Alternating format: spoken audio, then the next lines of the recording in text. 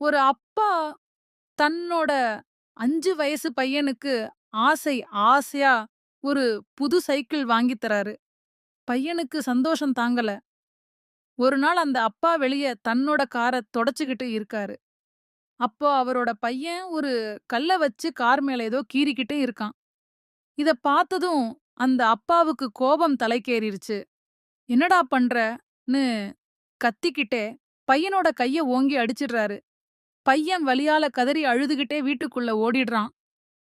கொஞ்ச நேரம் கழிச்சு கோபம் தணிஞ்ச அந்த அப்பா, கார்ல பையன் என்ன கீறுனான்ட்டுன்னு பார்க்க போறாரு. ஆனா அங்க அவர் பார்த்த விஷயம் அவரோட இதயத்தையே நொறுக்கிடுச்சு. அங்க அந்த பையன் கிறுக்கல, அழகான தமிழ்ல "ஐ லவ் யூ அப்பான்னு" எழுதியிருந்தான்.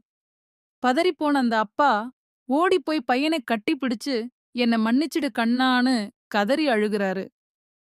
அப்போ அந்த பையன் சிரிச்சுக்கிட்டே சொல்றான், "பரவால்லப்பா, இப்போ உங்க கார் இன்னும் அழகா இருக்குன்னு."